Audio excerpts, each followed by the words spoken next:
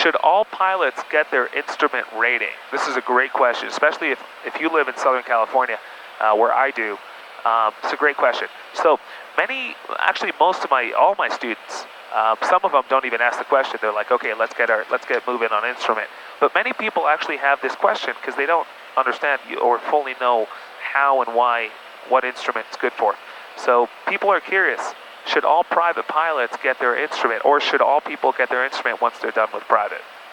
So the answer is this. You don't have to, of course. They're completely two separate things. But here's my opinion on that. I'll answer specifically with LA, and then I'll answer in general.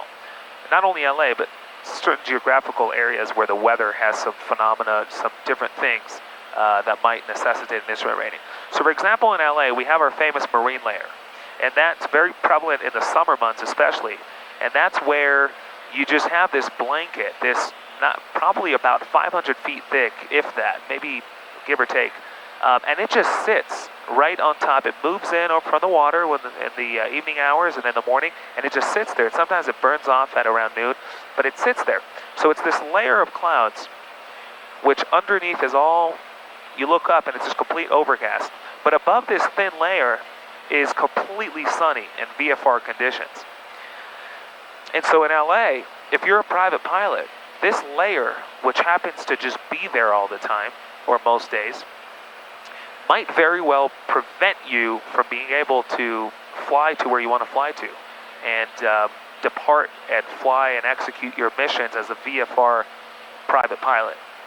And so just for that reason alone, if you're someone who says, you know what, I have the money and time to spare, I have the brain space to learn instrument training, to do instrument training, and by the way, there's more benefits to it, which I'll talk about in a moment, but if you're someone who says, you know what, all those things, the peace of mind that I will get and have by not being limited or grounded by every time this layer is sitting on top of my airport, that peace of mind is worth it for me, then I say 100%. I think everyone in Southern California should get their instrument rating for that reason alone.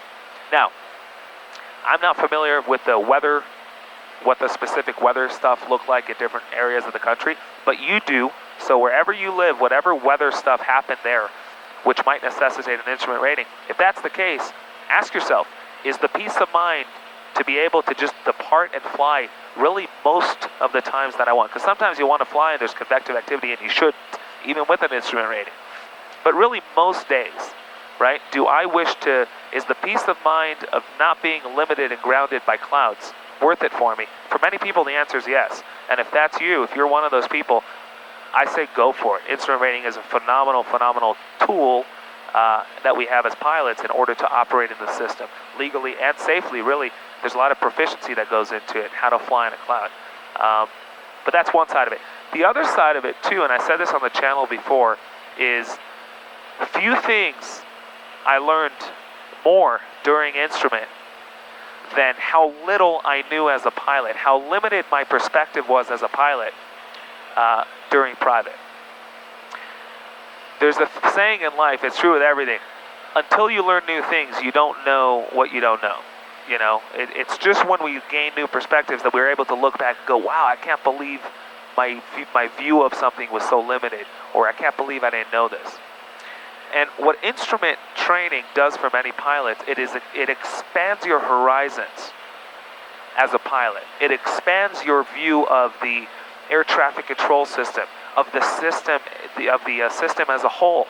Of so many things start making sense to you. Oh, that's why they do that way in private, to keep me away from IFR traffic, or to supplement this and instrument approaches. And oh, that's why this airspace is that shape, because there's instrument approaches, and I never understood why they always vectored me here, and now I get what.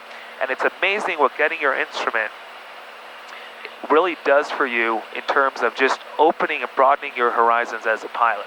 Forget using it. Even if you live in Phoenix and you never fly in a cloud, it's incredible what it does to you mentally. The final part of this comes down always to what I always say flying is about. I always say that flying is probably one of the most rewarding, healthy, fun, challenging, what's the word? I just forgot the word I was looking for. But flying is one of the most rewarding, challenging things that you could do in your life. It's a very freeing feeling, but once you wrap up training and you go, wow, I just learned this new thing.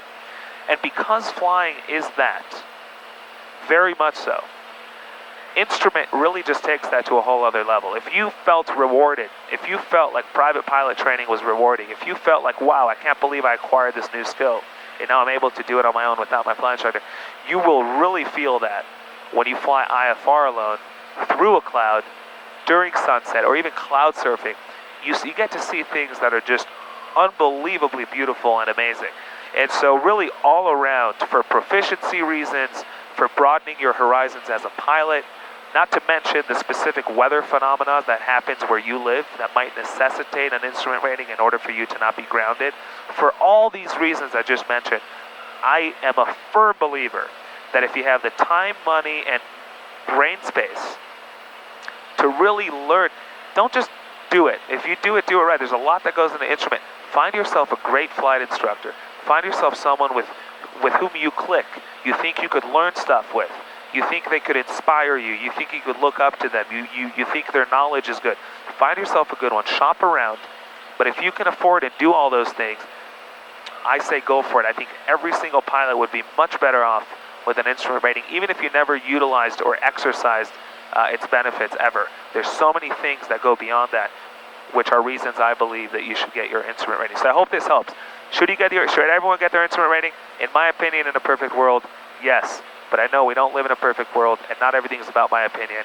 But if you can make that happen for yourself, go for it.